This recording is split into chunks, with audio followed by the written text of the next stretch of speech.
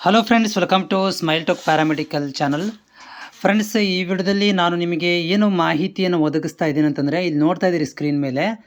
ಇದು 7 ಜನವರಿಗೆ ಸಂಯುಕ್ತ ಕರ್ನಾಟಕದಲ್ಲಿ ಬಂದಿರುವಂಥ ಒಂದು ಆರ್ಟಿಕಲು. ಏನು ಹೇಳ್ತಾ ಇದ್ದಾರೆ ಅಂದರೆ, ಇಲ್ಲಿ 2025ರಲ್ಲಿ ಏನೋ ಒಂದು ಕೌನ್ಸಿಲಿಂಗ್ ಪ್ರಕ್ರಿಯೆ ಆಯಿತು BSc ನರ್ಸಿಂಗ್ ಸಂಬಂಧಿಸಿದಂತೆ. ಇವರು ಒಂದು ಹೇಳ್ತಾ ಇರೋದು ಏನಂದರೆ, ಈ ವರ್ಷ ನರ್ಸಿಂಗ್ ಸೀಟುಗಳು ಖಾಲಿ ಅಂತ. ಅಂದರೆ 34,000 ಸೀಟುಗಳ ಪೈಕಿ ಬರೀ 12,000 ಸೀಟುಗಳು ದಾಖಲಾಗಿ 21,000 ಸೀಟುಗಳು ಹಾಗೆ ಉಳ್ಕೊಂಡ್ಬಿಟ್ಟಿದ್ದಾವೆ ಅಂತ ಇವರು ಒಂದು ಮಾಹಿತಿಯನ್ನು ಒದಗಿಸಿರುವಂಥದ್ದು. ಇದು ನಿಜ ಕೂಡ ಇದೆ. ಯಾಕಂತಂದರೆ ಏನಾಗ್ತಾ ಇದೆ ಅಂತಂದರೆ, ಇಲ್ಲಿ ಕೌನ್ಸ್ಲಿಂಗ್ ಮುಖಾಂತರ ಏನು ಕಾಲೇಜುಗಳಿಗೆ ಹೋಗ್ತಾರೆ, ಅಲ್ಲಿ ಹೋದ ಮೇಲೆ ಅಲ್ಲಿ 2 ಪಟ್ಟು 3 ಪಟ್ಟು ಫೀಸ್ ವಸೂಲಾತಿಗಳನ್ನು ಮಾಡೋದರಿಂದ ವಿದ್ಯಾರ್ಥಿಗಳು ಹೆದರಿ ಇಲ್ಲಿ ಬರ್ತಾ ಇಲ್ಲ.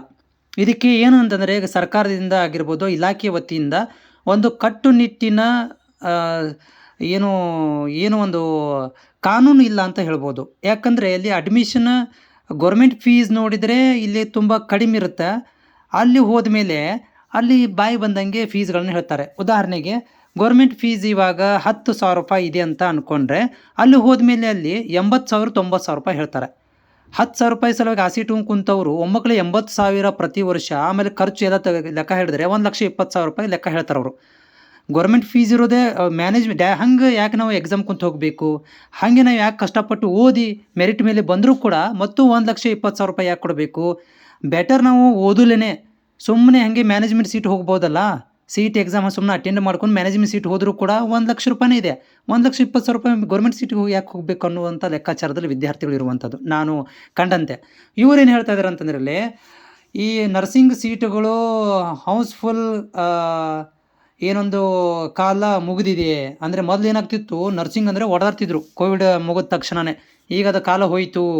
ಲಕ್ಷಾಂತರ ಫೀಸು ಕುರಿತು ವಿದ್ಯಾರ್ಥಿಗಳು ಕಂಗಾಲಾಗಿಬಿಟ್ಟಿದ್ದಾರೆ. ತುಂಬಲಿಕ್ಕೆ ಆಗ್ತಾ ಇಲ್ಲ. ಹೊರ ರಾಜ್ಯದಿಂದ ಕೂಡ ಜನಗಳು ಬರ್ತಾ ಇಲ್ಲ. ಯಾಕೆ ಬರ್ತಾರೆ? ಸಿಕ್ಕಾಪಟ್ಟಿ ಫೀಸ್ ಹೇಳ್ತೀರಾ, ಬರೋದಿಲ್ಲ. ವಿದ್ಯಾರ್ಥಿಗಳಿಲ್ಲದ ಕಾಲೇಜುಗಳು, ಒಂಥರ ನರ್ಸಿಂಗ್ ಕಾಲೇಜುಗಳು ಈಗ ತಮ್ಮ ಕಳೆಯನ್ನು ಕಳ್ಕೊತಾ ಇದ್ದಾವೆ. ಮತ್ತು 60% ಹೆಚ್ಚು ಸೀಟುಗಳು ಭರ್ತಿಯಾಗಿಲ್ಲ ಕರ್ನಾಟಕದಲ್ಲಿ. ಈ ಥರದಂಥ ಒಂದು ಆರ್ಟಿಕಲನ್ನು ಇವರು ಕೊಟ್ಟಿರುವಂಥದ್ದು. ಇದರ ಬಗ್ಗೆ ನನ್ನ ರಾಯ ಹೇಳೋದಾದರೆ, ಈಗ ನಾನು ಯೂಟ್ಯೂಬ್ ಚಾನಲ್ ನಡೆಸ್ತಾ ಇದ್ದೀನಿ. ಒಂದು 6 ವರ್ಷ ಆಗಲಿಕ್ಕೆ ಬಂತು. ಇಲ್ಲಿ ನೋಡ್ತಾ ಇದ್ದರೆ ಅವಾಗ ಇದ್ದಂಥ ನರ್ಸಿಂಗ್ ಬರುವಂಥ ವಿದ್ಯಾರ್ಥಿಗಳು ಈಗ ಯಾಕಿಲ್ಲ ಅಂತಂದರೆ, ಇದಕ್ಕೆ ಒಂದೇ ಒಂದು ಕಾರಣ, KE ಮುಖಾಂತರ ಏನೊಂದು ಫೀಸ್ ನಿಗದಿ ಮಾಡಿದರೆ ಅದನ್ನು ಹೊರತುಪಡಿಸಿ ಬಾಯಿಗೆ ಬಂದಂಗೆ ಫೀಸ್ಗಳನ್ನು ವಸೂಲಿ ಮಾಡೋದ್ರಿಂದ ವಿದ್ಯಾರ್ಥಿಗಳ ಏನಾಗಿದೆ ಅಂದರೆ, mouth to mouth, oral to oral ಏನಾಗ್ತಾಯಿದೆ ಅಂದರೆ, ವಿದ್ಯಾರ್ಥಿಗಳು ಹೇಳ್ತಾ ಇರುವಂಥದ್ದು ನೋಡಿ, ನಾವು ಎಕ್ಸಾಮ್ ಕೂಡ ಕುಂತಿದ್ದೀವಿ, ಒಳ್ಳೆ ಮೆರಿಟಲ್ಲಿ ಬಂದಿದ್ದೀವಿ, 10,000 ರೂಪಾಯಿ ಫೀಸ್ ಇದೆ ಅಂತೇಳಿ ನಾವು ಗೌರ್ಮೆಂಟ್ ಪ್ರೈವೇಟ್ ಕಾಲೇಜಿಗೆ ಹೋದರೆ ಅಲ್ಲಿ 80,000 90,000 ಹೇಳ್ತಾ ಇದ್ದಾರೆ. ಹೀಗಾಗಿ ಇದು ಒಂಥರ ಫ್ರಾಡ್ ಥರ ಆಗ್ತಾ ಇದೆ ಅನ್ನೋ ಲೆಕ್ಕದಲ್ಲಿ ಹೇಳೋದ್ರಿಂದ ವಿದ್ಯಾರ್ಥಿಗಳು ಬರ್ತಾ ಇಲ್ಲ ಈ ಕಡೆಗೆ. ಇದಕ್ಕೆ ಏನಂತಂದರೆ, ಮುಂದಿನ ದಿನಗಳಲ್ಲಿ KEದವರು ಇನ್ನೂ ಸ್ಟ್ರಿಕ್ಟ್ ಮಾಡಬೇಕು. 15,000 ತೊಗೋಬೇಕು.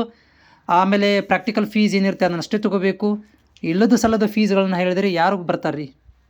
ಆಮೇಲೆ ಇಷ್ಟೆಲ್ಲ ಲಕ್ಷಾಂತರ ರೂಪಾಯಿ ದುಡ್ಡು ಕೊಟ್ಟು ನಾವು ಕಲಿತ ಮೇಲೆ ಕೂಡ ಏನಾಗ್ತಾ ಇದೆ ಅಂದರೆ, ಆರಂಭಿಕ ಸ್ಯಾಲ್ರಿ ಕೂಡ ತುಂಬ ಕಡಿಮೆ ಇದೆ. NHM ಅಲ್ಲಿ 14,000, ಪ್ರೈವೇಟ್ ಸೆಕ್ಟ್ರಲ್ಲಿ ಹೋದರೆ 18,000ರಿಂದ 22,000. ತುಂಬಾ ವರ್ಕ್ ಲೋಡ್ ಇದ್ದರೆ 25,000 28,000 ತನಕ ಕೊಡ್ತಾರೆ. ತುಂಬ ವರ್ಕ್ ಲೋಡ್ ಇರಬೇಕು, ತುಂಬ ಮಾನಸಿಕ ಹಿಂಸೆ ಆಗಬೇಕು, ಅವಾಗ ಮಾತ್ರ ಒಳ್ಳೆ ಸ್ಯಾಲ್ರಿ. ಆಮೇಲೆ ಕಾಲೇಜುಗಳಲ್ಲಿ ದುಡ್ಡು ವಸೂಲಿ ಮಾಡ್ಕೊತಾರೆ, ಆದರೆ ಅಲ್ಲಿ ಕ್ಲಿನಿಕಲ್ ತರಬೇತಿ ಇರೋದಿಲ್ಲ. ಹೌದಾ, ವಿವಿಧ ಕಾರಣ ಹೇಳ್ತಾರೆ. ಆಮೇಲೆ ಏನಪ್ಪ ಅಂದ್ರೆ, ಅಲ್ಲಿ ಸರಿಯಾದಂಥ ಪ್ರಾಕ್ಟಿಕಲ್ ನಾಲೆಜ್ ಕೊಡೋಂಗಿಲ್ಲ. ಆಮೇಲೆ ಲೆಕ್ಚರ್ಗಳು ಟೀಚ್ ಮಾಡೋಂಥ ಕ್ವಾಲಿಫೈಡ್ ಟೀಚರ್ ಇರೋದಿಲ್ಲ. ಸುಮ್ಮನೆ ಹಾಗೆ ಏನು ಒಂಥರ ವಿಚಿತ್ರವಾದಂಥ ಒಂದು ಕ್ಲಾಸ್ಗಳನ್ನು ನಡೆಸಿ ಅಲ್ಲಿ ಹೆಂಗಾರು ಮಾಡಿ ಒಟ್ಟು ಮ್ಯಾನೇಜ್ ಮಾಡುವಂಥದ್ದು ಆಗಿದೆ. ಇದೆಲ್ಲವನ್ನು ನೋಡಿ ವಿದ್ಯಾರ್ಥಿಗಳು ಬೇಸತ್ತು ಬಿಟ್ಟಿದ್ದಾರೆ. ಈಗ ಬೇಜಾರಾಗಿಬಿಟ್ಟಿದೆ ವಿದ್ಯಾರ್ಥಿಗಳಿಗೆ. ಅಲ್ಲಿದ್ದಂಥ ವಿದ್ಯಾರ್ಥಿಗಳೇ ಹೇಳ್ತಾರೆ ಏನಪ್ಪ ಅಂದ್ರೆ, ಬೇಡ ಮರ ಇದು GNM ಇದು BSc ನರ್ಸಿಂಗ್ ಕೋರ್ಸಿಗೆ ಬರೋಕ್ಕೆ ಹೋಗ್ಬಿಟ್ರಿ, ಭಾಳ ತುಂಬ ಕಿರಿಕಿರಿ. ಈ ಥರನ ಹೇಳೋದ್ರಿಂದ ಇದು ಏನಾಗಿದೆ ಅಂದರೆ, ಒಂದು ಜನ್ರೇಷನ್ ಟು ಜನ್ರೇಷನ್ಸ್ ಈ ಥರ ಹೋಗೋದ್ರಿಂದ ಮುಂದಿನ ದಿನಗಳಲ್ಲೂ ಇದು ಸಾಮಾನ್ಯ ಇದಕ್ಕಿಂತ ಕಡೆ ಆಗ್ಬೋದು. ಈ 2026ರಲ್ಲಿ ಇದಕ್ಕಿಂತ ಕೆಟ್ಟು ಕೂಡ ಆಗ್ಬೋದು BSc ನರ್ಸಿಂಗಿಗೆ. ನನಗನ್ನಿಸ್ತಾ ಇದೆ ಈ ವರ್ಷ ಕೂಡ ತುಂಬ ಇಂಟ್ರೆಸ್ಟಿಂಗ್ ತೋರಿಸ್ತಾ ಇಲ್ಲ ಜನಗಳು. ಈಗೆಲ್ಲ ಕೂಡ ಏನು ಮಾಡ್ತಾ ಇದ್ದಾರೆ ಅಂತಂದರೆ, ಇಂಜಿನಿಯರಿಂಗ್ ಕಡೆ ಒಲವನ್ನು ತೋರಿಸ್ತಾ ಇದ್ದಾರೆ. ಈ AI ಟೆಕ್ನಾಲಜಿ ಬಂದಾಗಿಂದ ತುಂಬಾ ಆ ಕಡೆ, ಮತ್ತು ಫಾರೆನ್ಸಿಕ್ಸ್ ಸೈನ್ಸ್ಗಳಿರ್ಬೋದು, ಆಮೇಲೆ ಇದ್ರದ್ದು ಎಲೆಕ್ಟ್ರಾನಿಕ್ಸ್ ಟೆಕ್ನಾಲಜಿಗಳಲ್ಲಿ ಇಂಟ್ರೆಸ್ಟ್ ಆಗ್ತಾಯಿದೆ ಹೊರತು ಈ BSc ನರ್ಸಿಂಗ್ ಕಡೆ ತುಂಬ ಕಡಿಮೆ ಜನ ಬರ್ತಾ ಇರುವಂಥದ್ದು. ಈ ವರ್ಷ ಕಾದು ನೋಡಬೇಕಾಗತ್ತೆ ಯಾವ ರೀತಿಯಾಗಿ ಇವರು ಫೀಸ್ಗಳನ್ನು ಕಡಿಮೆ ಮಾಡ್ತಾರೋ. ಅಥವಾ ಇಷ್ಟೇ ಫೀಸ್ಗಳನ್ನ ಮೇಂಟೈನ್ ಮಾಡಿಕೊಂಡು ಕಳಪೆ ಮಟ್ಟದ ಇದನ್ನು ಎಜುಕೇಷನ್ ಕೊಟ್ಟು ಮತ್ತೆ ಇವರು ಹಾಳು ಮಾಡ್ಕೊತಾರೆ ಅನ್ನೋದನ್ನು ಇದು ಕಾಲೇಜಿಗೂ ಕೂಡ ಒಂದು ಲೆಸನ್ ಆಗುತ್ತೆ. ಕಾಲೇಜಿನವರು ಇದ್ರ ಬಗ್ಗೆ ಯೋಚನೆ ಮಾಡಬೇಕು. ನಾಯಿ ಮರಿ ಥರ ಪರ್ಮಿಷನ್ಗಳನ್ನು ಕೊಟ್ಬಿಟ್ಟಿದ್ದಾರೆ ಕರ್ನಾಟಕದಲ್ಲಿ. ಕರ್ನಾಟಕ ಸರ್ಕಾರ ಇರ್ಬೋದು, ರಾಜೀವ್ ಯೂನಿವರ್ಸಿಟಿದವರು ಈ ಒಂಥರ ನಾಯಿ ಮರಿ ಅಥವಾ ನಾಯಿ ಕೊಡೆ ಬಂದಂಗೆ ಸಿಕ್ಕಾಪಟ್ಟೆ ಕಾಲೇಜುಗಳು ಎಲ್ಲಿ ಬೇಕಾದಲ್ಲಿ ಆಗಿದ್ದಾವೆ. ಇದು ಒಂದು ಕಾರಣ ಆಗತ್ತೆ ಇದಕ್ಕೆ. ಇದನ್ನು ಕೂಡ ತಡಿಬೇಕು. ಆಮೇಲೆ ಸರಿಯಾದಂಥ ಈ ಫೆಸಿಲಿಟಿ ಇಲ್ಲ, ದುಡ್ಡು ತೊಗೊಂಡು ಪರ್ಮಿಷನ್ ಕೊಡುವಂಥದ್ದು ಕೂಡ ಕಂಡು ಬಂದಿದೆ. ಇದನ್ನು ಕೂಡ ಬಂದ್ ಮಾಡಬೇಕು. ಅಂದರೆ ಮಾತ್ರ ನರ್ಸಿಂಗಿಗೆ ಒಳ್ಳೆಯ ರೆಸ್ಪೆಕ್ಟ್ ಬರುತ್ತೆ. ಒಳ್ಳೆಯ ಏನಾಗುತ್ತೆ ಅಂದರೆ ಒಳ್ಳೆ ಗುಣ